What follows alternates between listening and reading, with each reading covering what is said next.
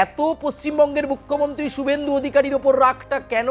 এখন কিন্তু সুগেন্দুকে পাওয়া গেছে ক্যালকাটায়। আমরা তার উদ্দেশ্যে এটাই বলবো, তোমার জন্য আর হাসিনার জন্য ফাঁসির রশি ভালো ঘি দিয়া মালিশ করে আমরা প্রস্তুত রাখবো। এই পশ্চিমবঙ্গে, এই বাংলায় মুসলমান সম্প্রদায়ের ওপর নাকি অত্যাচার হচ্ছে। ভারতে মসজিদ জ্বালাই দিচ্ছে, মুসলমানদের উপর অত্যাচার করছে। আবার মিথ্যাচারণ করছেন কর্নেল ওলি। বাংলাদেশের পার্লামেন্টে আলোচনা হচ্ছে পশ্চিমবঙ্গের মুখ্যমন্ত্রী শুভেন্দু অধিকারীকে নিয়ে, বলছেন শুভেন্দু অধিকারীকে থামান থামান থামান। আমাদের পশ্চিমবঙ্গের যে আপনার চিফ মিনিস্টার শুভেন্দু বাবু, তাকে থামান। শুভেন্দু বাবু, তাকে থামান। শুভেন্দু অধিকারীর মতো দক্ষ প্রশাসক, তার মতো দক্ষ মুখ্যমন্ত্রী বাংলাদেশের রাতের ঘুম উড়িয়ে দিয়েছে।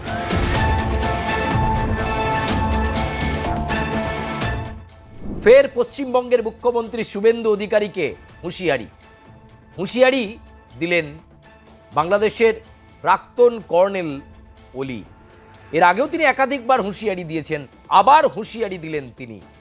হুঁশিয়ারিতে তিনি শুভেন্দু অধিকারীকে কি বলছেন সেটা বলবো, কিন্তু এত পশ্চিমবঙ্গের মুখ্যমন্ত্রী শুভেন্দু অধিকারীর ওপর রাগটা কেন?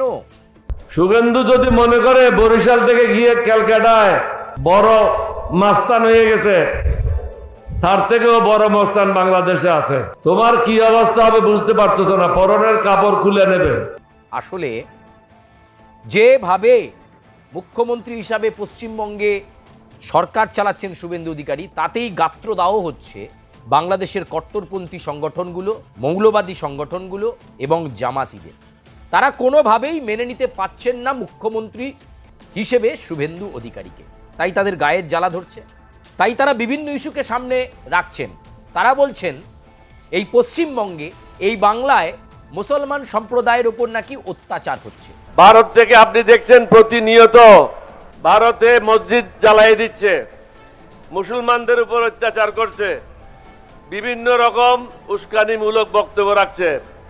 আমরা কিন্তু এতে কান দেব না, কারণ আমরা ওই নবীর অনুসারী।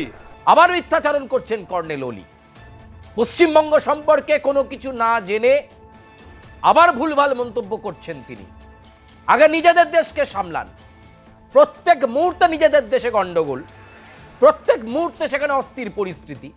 বিগত 2 বছর ধরে অন্তর্বর্তী সরকার ডক্টর ইউনূসের আমলে সংখ্যালঘুদের ওপর আক্রমণ হয়েছে লাগাতার। চিন্ময় কৃষ্ণ দাস ব্রহ্মচারীকে কারাগারে নিক্ষেপ করেছিল, তখন কর্নেল ওলির কণ্ঠ কোথায় ছিল? আজকে তিনি বলছেন বাংলাদেশের মানুষের জন্য তিনি আওয়াজ করছেন, গলা ফাটাচ্ছেন। আজকে তিনি বাংলাদেশের মানুষকে ঐক্যবদ্ধ করতে এসেছেন। পশ্চিমবঙ্গ নিয়ে বেশি মাথা ঘামাবার দরকার নেই কর্নেল ওলি সাহেবের, নিজেদের দেশকে নিয়ে মাথা ঘামান। মার্শাল ল চালু হয়ে গেলে, শেখ হাসিনা ফিরে গেলে আপনাদের দেশটার কি অবস্থা হবে সেটা আগে দেখুন। তা না করে আপনি হুঁশিয়ারি দিচ্ছেন পশ্চিমবঙ্গের মুখ্যমন্ত্রী শুভেন্দু অধিকারীকে, বলছেন বাংলাদেশে এলে তোমার জন্য দড়ি রেডি আছে। এত বড় স্পর্ধা। এখন কিন্তু সুগেন্দুকে পাওয়া গেছে ক্যালকাটায়। মাঝে মাঝে সে বলে হাসিনাকে নিয়ে বাংলাদেশে আসবে, প্রবেশ করবে।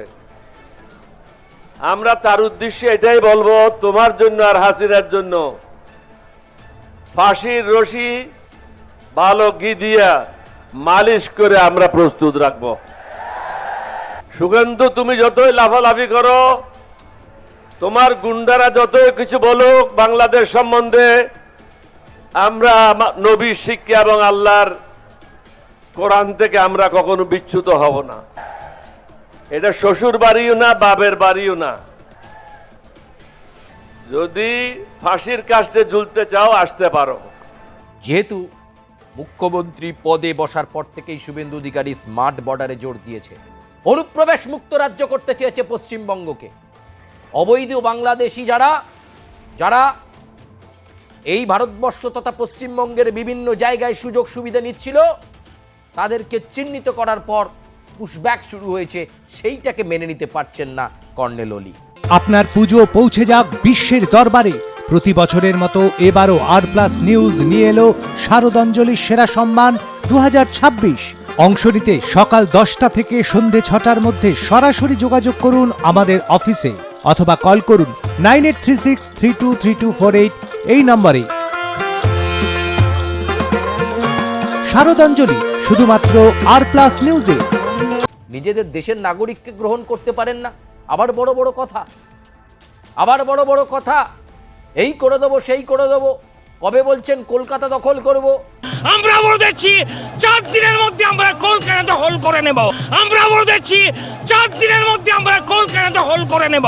কবে বলছেন পশ্চিমবঙ্গকে ভেঙে টুকরো টুকরো করে দেবো, আর এখন বলছেন বাংলাদেশের শুভেন্দু অধিকারী একবার আসুক, তার জন্য দড়ি রেডি আছে। কিসের ইঙ্গিত করতে চাইছেন আপনি? এখন কিন্তু সুগেন্দুকে পাওয়া গেছে ক্যালকাটায়। মাঝে মাঝে সে বলে হাসিনাকে নিয়ে বাংলাদেশে আসবে, প্রবেশ করবে। আমরা তার উদ্দেশ্যে এটাই বলবো, তোমার জন্য আর হাসিনার জন্য ফাঁসির রশি ভালো ঘি দিয়া মালিশ করে আমরা প্রস্তুত রাখবো। নিজেদের দেশকে নিয়ে মাথা ঘামানোই ভালো কর্নেল অলির, নয়তো আগামীতে কপালে দুঃখ আছে।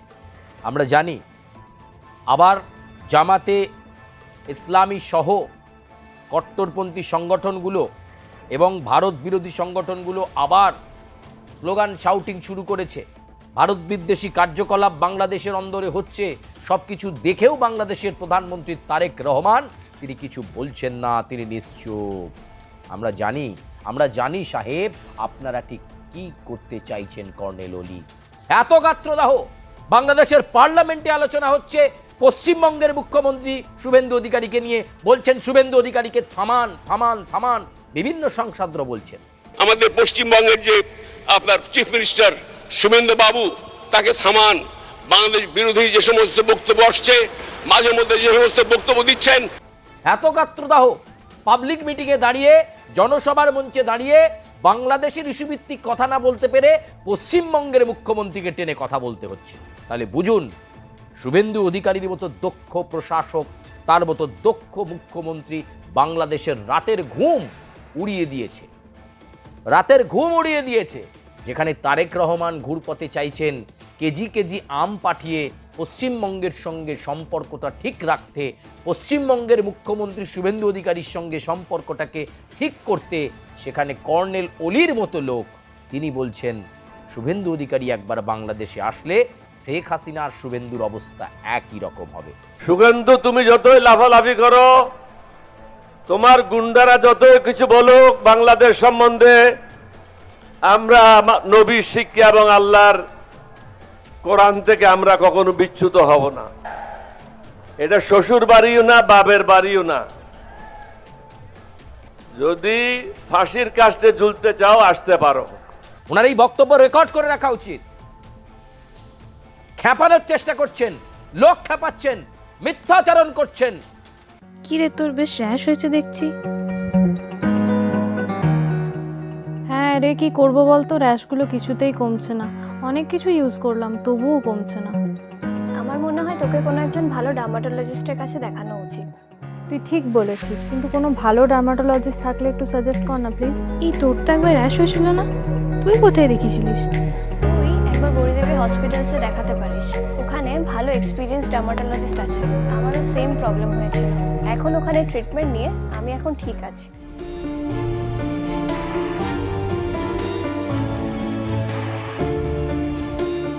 গৌরী দেবী হসপিটাল, রাজবাঁধ, দুর্গাপুর। যোগাযোগ 8001003333, 8001113333।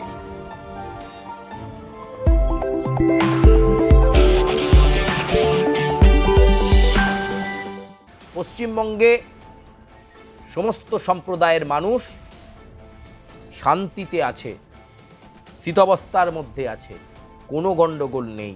অথচ আপনি মিথ্যাচারণ করে বলছেন মুসলিম সম্প্রদায়ের উপর অত্যাচার হচ্ছে। ভারত থেকে আপনি দেখছেন প্রতিনিয়ত ভারতে মসজিদ জ্বালাই দিচ্ছে, মুসলমানদের উপর অত্যাচার করছে, বিভিন্ন রকম উস্কানিমূলক বক্তব্য রাখছে। আমরা কিন্তু এতে কান দেব না। কারণ আমরা ওই নবীর অনুসারী। কোনো অত্যাচার হয়নি। রাষ্ট্রবাদী মুসলিমরা ভালো আছেন, তারা বলছেন এমন মুখ্যমন্ত্রী তো পশ্চিমবঙ্গে দরকার ছিল। আবার বলছি কর্নেল, আপনি আপনার দেশ নিয়ে সামলান, অন্যের দেশের দিকে নজর না করাই ভালো। প্রিয় দর্শক, আজকের এই প্রতিবেদন আপনাদের কেমন লাগলো? আপনারা আপনাদের সঠিক মন্তব্য করবেন, আপনারা জানাবেন আপনারা কেমনভাবে দেখছেন এই মন্তব্য। আমরা চেষ্টা করব আপনাদের কাছে আরও অ্যাম্পল ভেরিফাইড ইনফরমেশন পৌঁছে দেবো বাংলাদেশ সংক্রান্ত। পশ্চিমবঙ্গের মুখ্যমন্ত্রী কি শুভেন্দু অধিকারীকে চ্যালেঞ্জ দিয়ে কি ঠিক কাজ করলেন বাংলাদেশের কর্নেল ওলি, নাকি তার এই মন্তব্যের ফলে বাংলাদেশ এবং ভারতবর্ষের মধ্যে সম্পর্কটা আরও খারাপ হবে? আপনারা কমেন্টে জানাবেন, লাইক করবেন, সাবস্ক্রাইব করবেন, বেল আইকনে প্রেস করতে ভুলবেন না। ধন্যবাদ, আপাতত বিদায় নিচ্ছি।